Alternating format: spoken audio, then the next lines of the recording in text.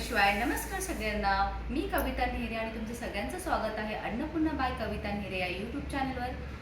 आज आपण बनवणार आहोत एक नवीन रेसिपी. ही रेसिपीसाठी लागणारे साहित्य आहे. आज आपण बनवणार आहोत खूप सोपी, झटपट आणि चविष्ट अशी बटाट्याची भाजी. ही भाजी चपाती, भाकरी, डाळ भातासोबत खूप छान लागते आणि टिफिनसाठी खूप छान ऑप्शन आहे. नक्की ट्राय करा.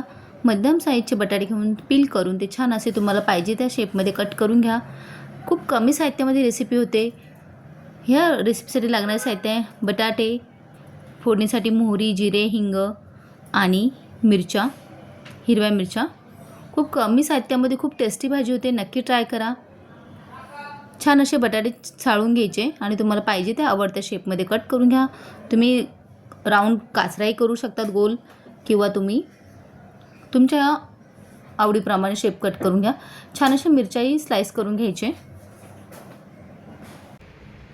आणि हो, मी नेहमी बोलते, जेवण बनवणे ही एक पोट भरण्याची गोष्ट नसून ती एक कला आहे आणि हीच कला तुम्ही सगळ्यांनी जपावी. म्हणून मी घेऊन येते तुमच्यासाठी अगदी सोप्या पद्धतीत घरगुती सामग्रीमध्ये एक नवीन स्टाईलची रेसिपी.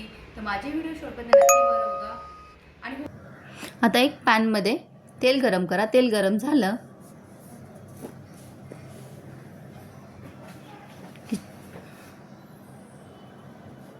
की त्यात आपण टाकूया मोहरी,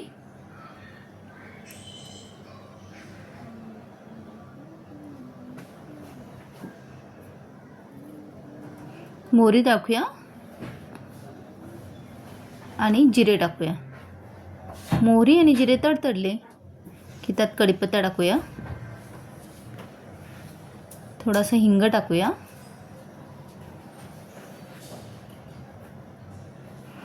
छान असा तडका बसला की त्याच्यामध्ये आपण टाकूया कढीपत्ता. कढीपत्ता छान असं तडतडला की त्यात टाकूया ठेचलेला लसूण.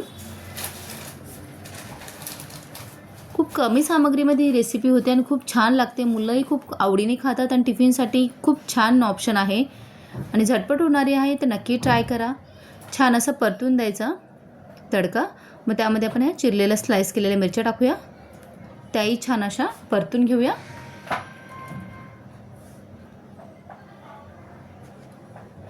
खूप कमी सामग्रीमध्ये आणि खूप कमी वेळामध्ये चविष्ट अशी ही बटाट्याची रेसिपी तयार होते.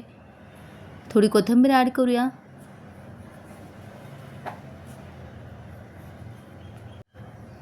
आणि काही टिप्स सांगणार आहे. बटाट्याचे काप पातळ आणि सारखे कापा, म्हणजे ते लवकर छान शिजतात.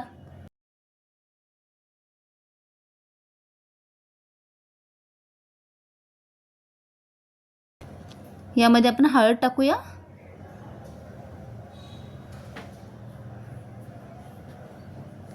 आणि बटाटे कापल्यानंतर 5 मिनिटं पाण्यात ठेवल्यास काळे पडत नाही.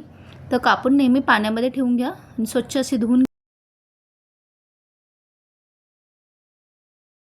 हळद टाकल्यानंतर आपण त्याच्यामध्ये चिरलेले बटाटे ॲड करूया. छान असं मिक्स करून घेऊया.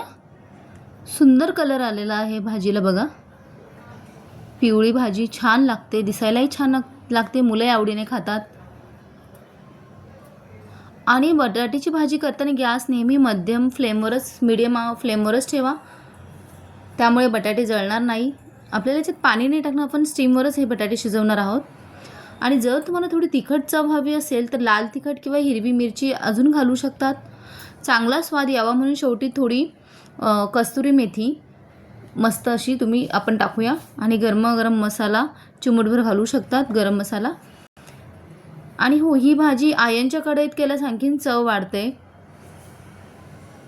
आणि काचऱ्या कुरकुरीत हव्याच असतील तर झाकण न ठेवता हलक्या आचेवर परतून घ्या. चवीप्रमाणे मीठ ॲड करूया आणि मिक्स करून याच्यावर झाकण ठेवून 5 ते 7 मिनटं ही छान अशी भाजी शिजवून देऊया. खूप सुंदर कलर आला आहे भाजीला, बघू शकता. जर भाजी डब्यासाठी करत असेल थोडंसं जास्त परतून घ्या, त्यामुळे ती मऊ पडत नाही. छान असे शिजू द्यायची. बटाटा शिजला की ते एक आपण ह्या चमच्याने बटाटा प्रेस करून बघायचा. बटाटा तुटला तर तो शिजला असं समजा. आपला हा बटाटा ऑलमोस्ट शिजला आहे. खूप कमी वेळेत होतात आणि भाजी करताना जास्त तेल घालू नका, कमी तेलातही भाजी छान होते.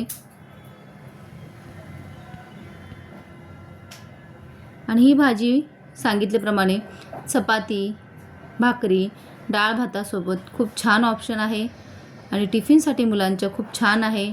नक्की ट्राय करा.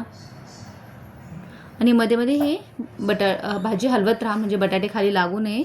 बटाटे छान शिजले की वरून थोडी कोथिंबीर घाला. आपण याच्यामध्ये कस्तुरी मेथी टाकणार आहोत याने चव खूप छान येते. ही अशी आपली झटपट आणि चविष्ट बटाट्याची भाजी तयार आहे. ह्याप्रमाणे नक्की ट्राय करून बघा. छान असं मिक्स करा आणि 1 ते 2 मिनटं पुन्हा झाकण ठेवून आपण शिजवून देऊया. ही अशी आपली ही बटाट्याची भाजी तयार आहे. नक्की ट्राय करून बघा.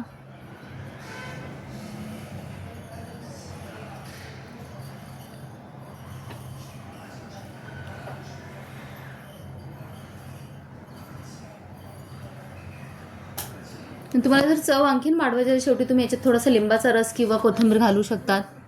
ही आपली बटाट्याची भाजी तयार आहे.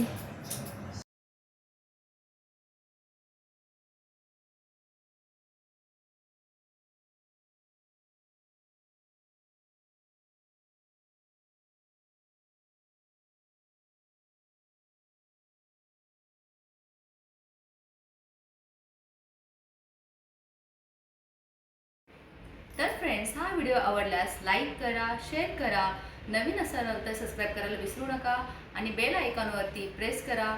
माझी नवीन रेसिपी अपलोड झाल्यास तुम्हाला नोटिफिकेशन लगेच येईल आणि तुमचा असाच प्रोत्साहन राहू द्या जेणेकरून मला नवीन रेसिपी बनवण्यासाठी एक प्रेरणा मिळते. पुन्हा भेटूया एक नवीन रेसिपीसाठी. तोपर्यंत धन्यवाद.